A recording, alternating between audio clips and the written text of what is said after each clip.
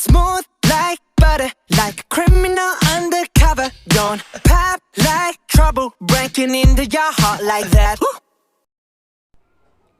Assalamualaikum warahmatullahi wabarakatuh. Perkenalkan, nama saya Siva Nur Aisyah, NIM 1950210165. Di sini saya dari kelompok 12 mata kuliah e-bisnis akan menjelaskan mengenai Bitcoin. Sebelumnya saya akan membahas mengenai sejarah Bitcoin. Sejarah Bitcoin. Bitcoin ini berawal dari Siprus, populer di Tiongkok. Mata uang digital Bitcoin ditemukan pada tahun 2009 oleh seorang programmer bernama samaran Satoshi Nakamoto. Namun, penggunaannya baru populer menjelang akhir tahun ini. Ada penjelasan lebih lanjut lagi, silakan bisa dibaca. Terus kemudian, apa itu Bitcoin? Bitcoin adalah mata uang yang tidak diatur oleh negara manapun. Merupakan uang digital yang bisa dikirim melalui internet. Bitcoin merupakan alat pembayaran yang cukup unik karena dibuat oleh sistem kriptografi dan terkoneksi dengan internet. Apa itu kriptografi? Kriptografi berasal dari bahasa Yunani, terdiri dari dua suku kata yaitu kripto dan grafia. Kripto artinya menyembunyikan, sedangkan grafia artinya tulisan. Jadi kriptografi adalah ilmu yang mempelajari teknik matematika yang berhubungan dengan aspek keamanan informasi seperti kerahasiaan data, keabsahan data, integritas data, serta autentikasi data. Selanjutnya, Bitcoin menggunakan jaringan peer-to-peer yang menghubungkan semuanya dan tidak seperti mata uang pada umumnya, dan menggunakan kriptografi untuk menyediakan fungsi-fungsi keamanan dasar seperti memastikan bahwa Bitcoin hanya dapat dihabiskan oleh orang yang memilikinya. Sifatnya tanpa perantara dan terdesentralisasi. Maka pemilik dari Bitcoin tidak harus memiliki akun seperti layaknya akun di bank dan tidak harus terdaftar pada website, server, ataupun instansi tertentu. Sehingga mata uang ini menjamin sifat kerahasiaan dari pemilik uang dan transaksinya itu sendiri. P2P, peer-to-peer, mengacu pada sistem yang bekerja seperti sebuah kolektif terorganisir dengan memungkinkan setiap individu berinteraksi secara langsung dengan lainnya. Dalam kasus Bitcoin, jaringan dibangun sedemikian rupa sehingga setiap pengguna menyiarkan transaksi dari pengguna lainnya, dan terpentingnya tidak diperlukan bank sebagai pihak ketiga.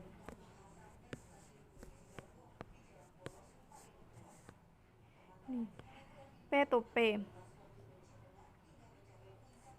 Ini ada kata kunci gambar desentralisasi jaringan. Bisa dilihat.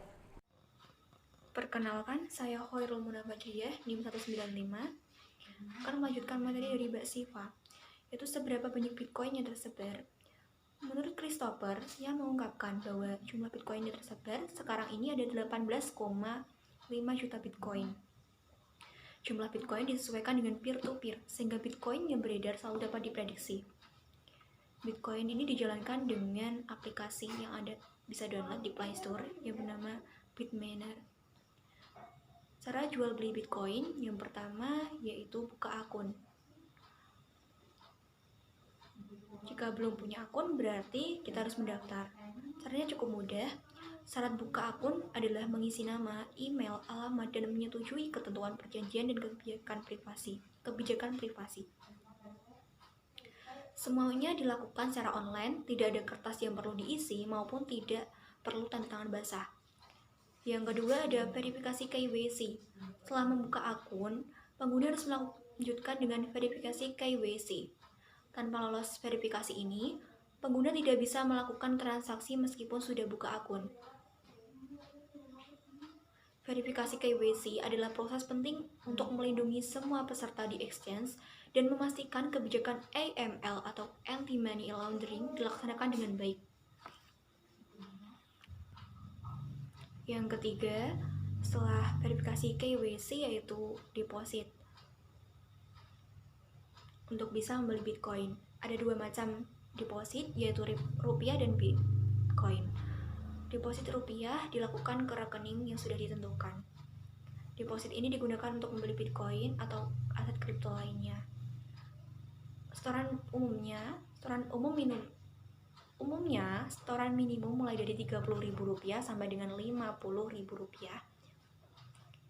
Beberapa cara deposit yang ditawarkan melalui exchange adalah transfer bank, Shopify, GoPay, melalui Alfamart, kartu kredit, dan lain-lain. Deposit Bitcoin dalam bentuk koinnya ini Ethereum dan jenis koin lainnya. Di setiap exchange terdapat daftar koin yang diterima sebagai deposit.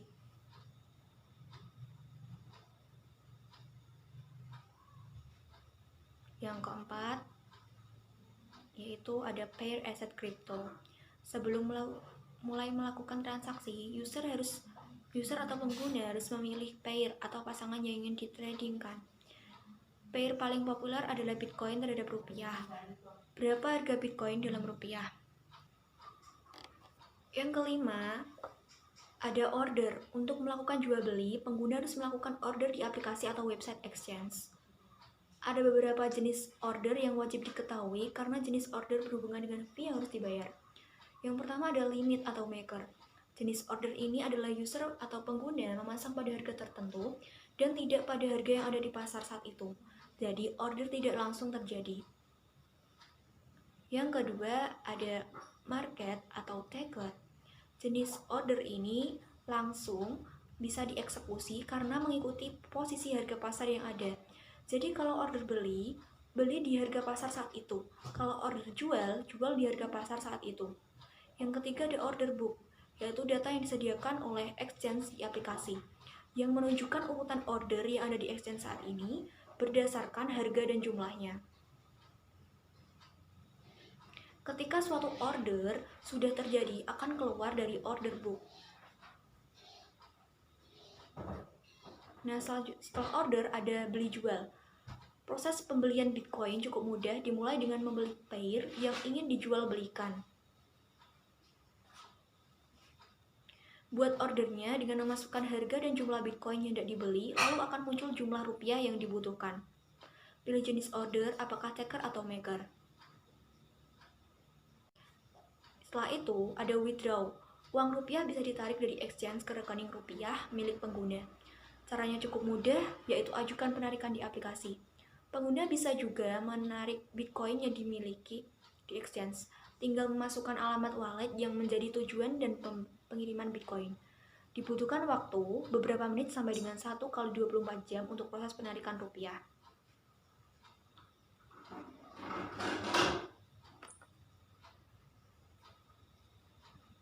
Satuan dalam Bitcoin. Untuk satuannya, teman-teman bisa baca sendiri di situ. Satuan jumlah beli dan jual Bitcoin bisa sampai 8 digit di belakang koma. Terima kasih. Assalamualaikum warahmatullahi wabarakatuh. Perkenalkan, nama saya Kunjayana, NIM 19502101060. Selanjutnya saya akan mempresentasikan tentang kelebihan Bitcoin. Kelebihan Bitcoin yang pertama, 1. Bitcoin melindungi identitas para penggunanya. Yang kedua, metode pembayaran yang digunakan oleh Bitcoin yaitu bersifat global dan efisien. Yang ketiga, keamanan dan kendali atas uang para penggunanya. Yang keempat, transaksi di mana saja dan kapan saja. Para pengguna Bitcoin bisa bertransaksi di mana saja dan kapan saja. Lalu, kelemahan Bitcoin.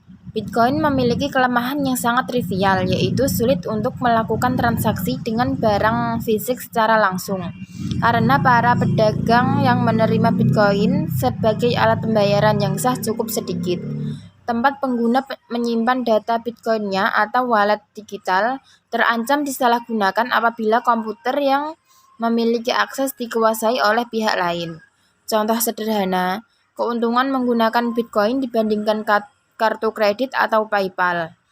Apabila Anda memiliki penghasilan atau omset tahunan mencapai 10 miliar, dan prosesor kartu kredit Anda otomatis menagih Anda 2% per transaksi. Hal ini berarti kartu kredit kehilangan 200 juta rupiah hanya untuk membayar layanan kartu kredit.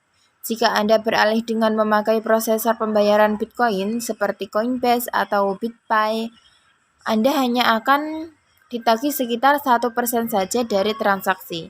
Demikian presentasi dari kelompok kami, kurang lebihnya mohon maaf. Wassalamualaikum warahmatullahi wabarakatuh.